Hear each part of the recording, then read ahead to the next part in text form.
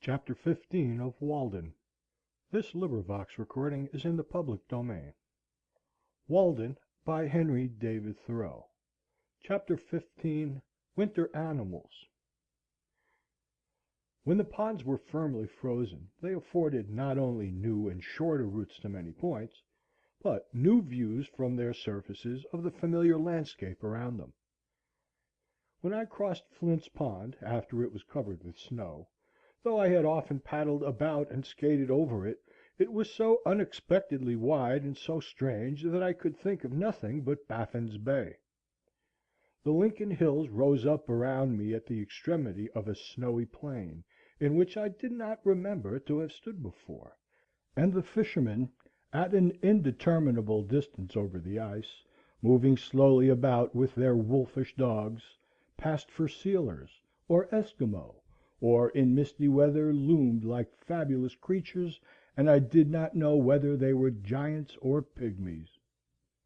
I took this course when I went to lecture in Lincoln in the evening, traveling in no road and passing no house between my own hut and the lecture room.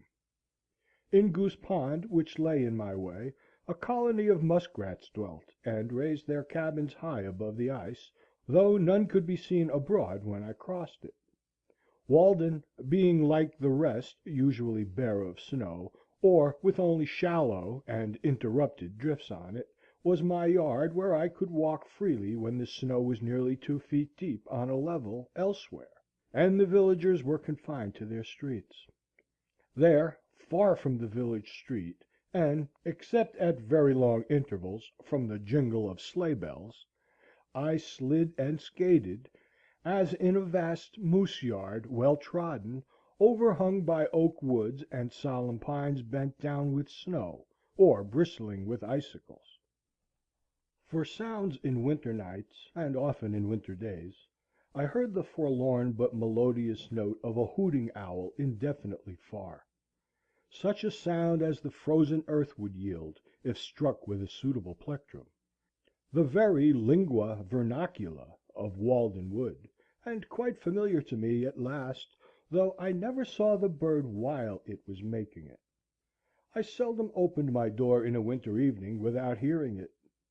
Hoo hoo hoo, horror hoo, sounded sonorously, and the first 3 syllables accented somewhat like howder do, or sometimes hoo hoo only. One night in the beginning of winter, before the pond froze over, about 9 o'clock, I was startled by the loud honking of a goose, and stepping to the door, heard the sound of their wings like a tempest in the woods, as they flew low over my house.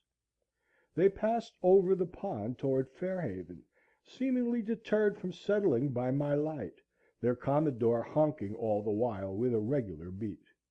Suddenly an unmistakable cat owl from very near me, with the most harsh and tremendous voice I ever heard from any inhabitant of the woods, responded at regular intervals to the goose, as if determined to expose and disgrace this intruder from Hudson's Bay by exhibiting a greater compass and volume of voice in a native, and boo-hoo him out of Concord horizon. What do you mean by alarming the citadel at this time of night consecrated to me? Do you think I am ever caught napping at such an hour, and that I have not got lungs and a larynx as well as yourself? Boo-hoo! Boo-hoo! Boo-hoo! It was one of the most thrilling discords I ever heard, and yet, if you had a discriminating ear, there were in it the elements of a Concord such as these plains never saw nor heard.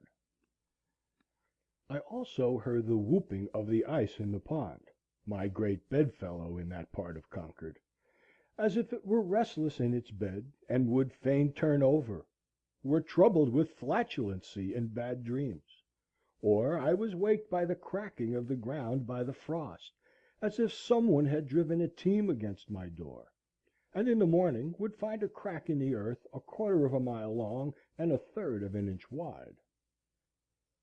Sometimes I heard the foxes as they ranged over the snow crust in moonlight nights in search of a partridge or other game, barking raggedly and demoniacally like forest dogs, as if laboring with some anxiety, or seeking expression, struggling for light, and to be dogs outright and run freely in the streets. For if we take the ages into our account, may there not be a civilization going on among brutes as well as men? They seem to me to be rudimental, burrowing men, still standing on their defence, awaiting their transformation.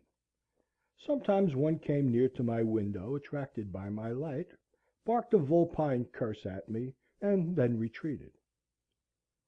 Usually the red squirrel (Sciurus hudsonius) waked me in the dawn, coursing over the roof and up and down the sides of the house, as if sent out of the woods for this purpose.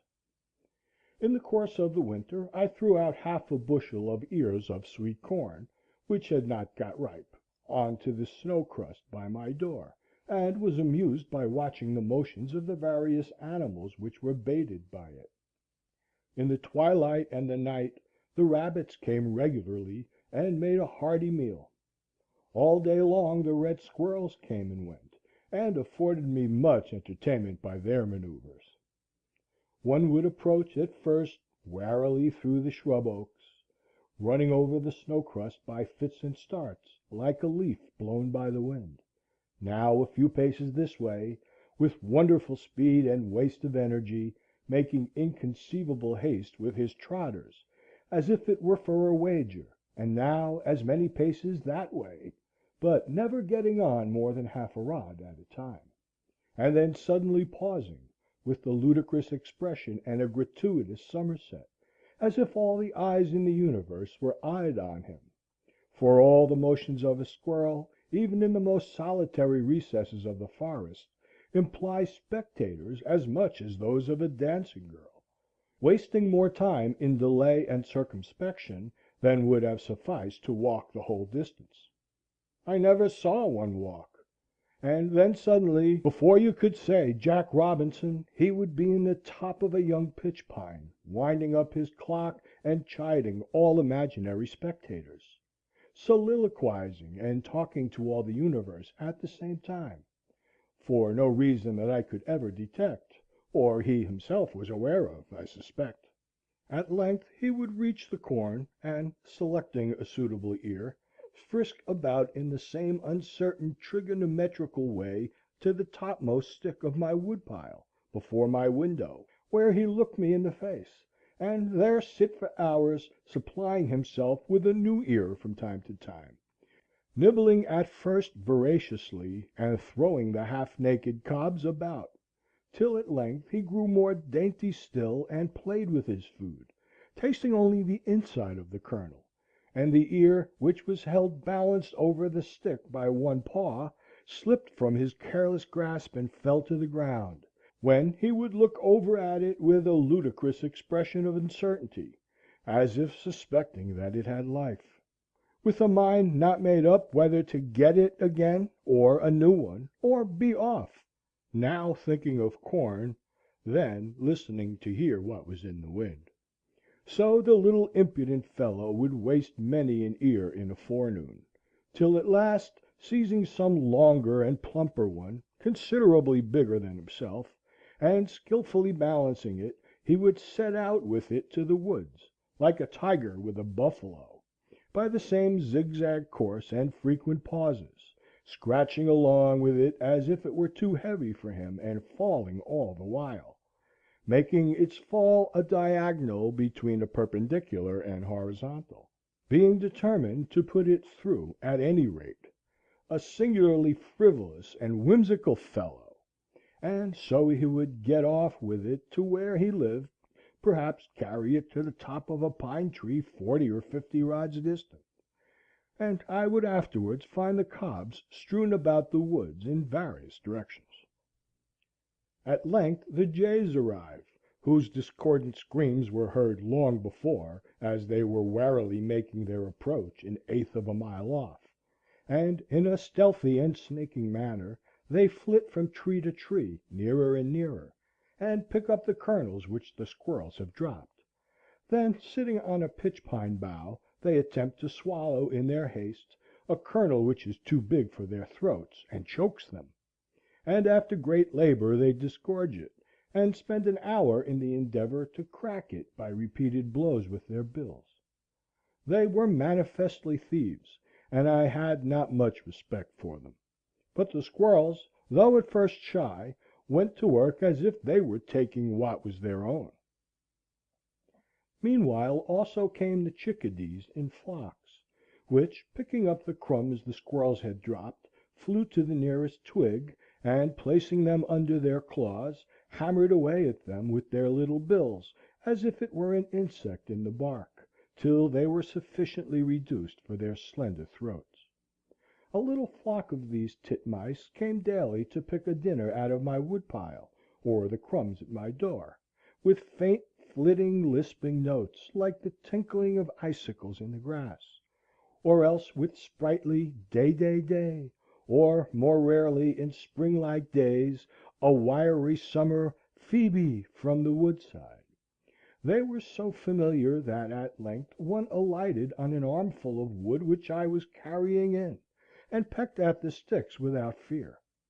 I once had a sparrow alight upon my shoulder for a moment while I was hoeing in a village garden, and I felt that I was more distinguished by that circumstance than I should have been by any epaulet I could have worn.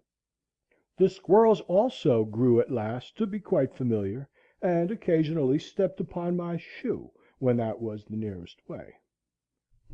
When the ground was not yet quite covered, and again near the end of winter, when the snow was melted on my south hillside and about my woodpile, the partridges came out of the woods morning and evening to feed there. Whichever side you walk in the woods, the partridge bursts away on whirring wings, jarring the snow from the dry leaves and twigs on high, which comes sifting down in the sunbeams like golden dust, for this brave bird is not to be scared by winter. It is frequently covered up by drifts, and it is said sometimes plunges from on wing into the soft snow, where it remains concealed for a day or two. I used to start them in the open land also, where they had come out of the woods at sunset to bud the wild apple trees. They will come regularly every evening to particular trees, where the cunning sportsman lies in wait for them, and the distant orchards next the woods suffer thus not a little. I am glad that the partridge gets fed at any rate. It is nature's own bird, which lives on buds and diet drink. In dark winter mornings, or in short winter afternoons, I sometimes heard a pack of hounds threading all the woods with hounding cry and yelp, unable to resist the instinct of the chase, and the note of the hunting horn at intervals, proving that man was in the rear. The woods ring again, and yet no fox bursts forth on to the open level of the pond, nor following pack pursuing their Actaeon. And perhaps at evening I see the hunters returning with a single brush trailing from their sleigh for a trophy, seeking therein. They tell me that if the fox would remain in the bosom of the frozen earth he would be safe, or if he would run in a straight line away no foxhound could overtake him. But having left his pursuers far behind, he stops to rest and listen till they come up, and when he runs he circles round to his old haunts, where the hunters await him. Sometimes, however, he will run upon a wall many rods, and then leap off to one side, and he appears to know that water will not retain his scent. A hunter told me that he once saw a fox, pursued by hounds, burst out on to Walden when the ice was covered with shallow puddles, run part way across, and then return to the same shore. Ere long the hounds arrived, but here they lost the scent. Sometimes a pack hunting by themselves would pass my door, and circle round my house, and yelp and hound without regarding me, as if afflicted by a species of madness, so that nothing could divert them from the pursuit. Thus they circle until they fall upon the recent trail of a fox, for a wise hound will forsake everything else for this. One day a man came to my hut from Lexington to inquire after his hound that had made a large track, and had been hunting for a week by himself. But I fear that he was not the wiser for all I told him, for every time I attempted to answer his questions he interrupted me by asking, "What do you do here?" He had lost a dog, but found a man. One old hunter, who has a dry tongue, who used to come to bathe in Walden once every year when the water was warmest, and at such times looked in upon me, told me that many years ago he took his gun one afternoon and went out for a cruise in Walden Wood, and as he walked the Wayland road he heard the cry of hounds approaching, and ere long a fox leaped the wall into the road, and as quick as thought leaped the other wall out of the road, and his swift bullet had not touched him. Some way behind came an old hound and her 3 pups in full pursuit, hunting on their own account, and disappeared again in the woods. Late in the afternoon, as he was resting in the thick woods south of Walden, he heard the voice of the hounds far over toward Fairhaven, still pursuing the fox, and on they came, their hounding cry, which made all the woods ring, sounding nearer and nearer, now from Well Meadow, now from Baker Farm. For a long time he stood still and listened to their music, so sweet to a hunter's ear, when suddenly the fox appeared, threading the solemn aisles with an easy coursing pace, whose sound was concealed by a sympathetic rustle of the leaves. Swift and still, keeping the round, leaving his pursuers far behind, and leaping upon a rock amid the woods, he sat erect and listening, with his back to the hunter. For a moment compassion restrained the latter's arm, but that was a short-lived mood, and as quick as thought can follow thought, his piece was levelled, and whang! The fox, rolling over the rock, lay dead on the ground. The hunter still kept his place and listened to the hounds. Still on they came, and now the near woods resounded through all their aisles with their demoniac cry. At length the old hound burst into view with muzzle to the ground and snapping the air as if possessed, and ran directly to the rock. But spying the dead fox, she suddenly ceased her hounding, as if struck dumb with amazement, and walked round and round him in silence. And one by one her pups arrived, and, like their mother, were sobered into silence by the mystery. Then the hunter came forward and stood in their midst, and the mystery was solved. They waited in silence while he skinned the fox, then followed the brush awhile, and at length turned off into the woods again.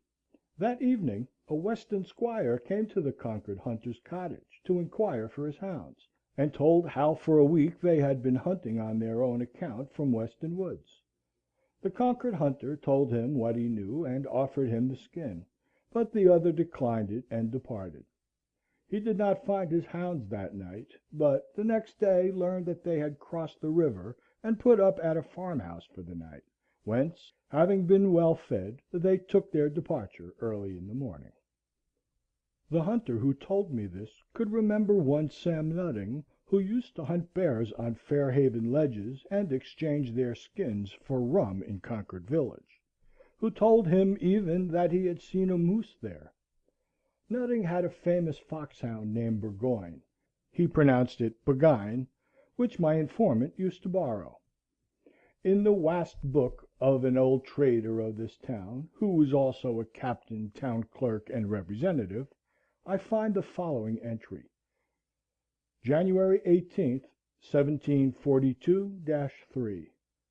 John Melvin, credit by 1 Gray Fox 0-2-3. They are not now found here, and in his ledger, February 7th, 1743, Hezekiah Stratton has credit by 1/2 a cat skin 0-1-4½. Of course, a wild cat, for Stratton was a sergeant in the old French war, and would not have got credit for hunting less noble game. Credit is given for deerskins also, and they were daily sold. One man still preserves the horns of the last deer that was killed in this vicinity, and another has told me the particulars of the hunt in which his uncle was engaged. The hunters were formerly a numerous and merry crew here. I remember well one gaunt Nimrod who would catch up a leaf by the roadside and play a strain on it wilder and more melodious, if my memory serves me, than any hunting horn. At midnight, when there was a moon, I sometimes met with hounds in my path prowling about the woods, which would skulk out of my way as if afraid, and stand silent amid the bushes till I had passed. Squirrels and wild mice disputed for my store of nuts. There were scores of pitch pines around my house, from 1 to 4 inches in diameter, which had been gnawed by mice the previous winter, a Norwegian winter for them, for the snow lay long and deep, and they were obliged to mix a large proportion of pine bark with their other diet. These trees were alive and apparently flourishing at midsummer, and many of them had grown a foot, though completely girdled, but after another winter such were without exception dead. It is remarkable that a single mouse should thus be allowed a whole pine tree for its dinner, gnawing round instead of up and down it, but perhaps it is necessary in order to thin these trees, which are wont to grow up densely. The hares, Lepus americanus, were very familiar. One had her form under my house all winter, separated from me only by the flooring, and she startled me each morning by her hasty departure when I began to stir. Thump, thump, thump, striking her head against the floor timbers in her hurry. They used to come round my door at dusk to nibble the potato parings which I had thrown out, and were so nearly the color of the ground that they could hardly be distinguished when still. Sometimes in the twilight I alternately lost and recovered sight of one sitting motionless under my window. When I opened my door in the evening, off they would go with a squeak and a bounce. Near at hand they only excited my pity. One evening one sat by my door 2 paces from me, at first trembling with fear, yet unwilling to move, a poor wee thing, lean and bony, with ragged ears and sharp nose, scant tail, and slender paws. It looked as if nature no longer contained the breed of nobler bloods, but stood on her last toes. Its large eyes appeared young and unhealthy, almost dropsical. I took a step, and lo, away it scud with an elastic spring over the snow crust, straightening its body and its limbs into graceful length, and soon put the forest between me and itself. The wild, free venison, asserting its vigor and the dignity of nature. Not without reason was its slenderness. Such then was its nature. Lepus levipes, Lightfoot, some think. What is a country without rabbits and partridges? They are among the most simple and indigenous animal products, ancient and venerable families, known to antiquity as to modern times, of the very hue and substance of nature, nearest allied to leaves and to the ground, and to one another. It is either winged or it is legged. It is hardly as if you had seen a wild creature when a rabbit or a partridge bursts away, only a natural one, as much to be expected as rustling leaves. The partridge and the rabbit are still sure to thrive, like true natives of the soil, whatever revolutions occur. If the forest is cut off, the sprouts and bushes which spring up afford them concealment, and they become more numerous than ever. That must be a poor country indeed that does not support a hare. Our woods teem with them both, and around every swamp may be seen the partridge or rabbit walk, beset with twiggy fences and horsehair snares, which some cowboy tends. Chapter 15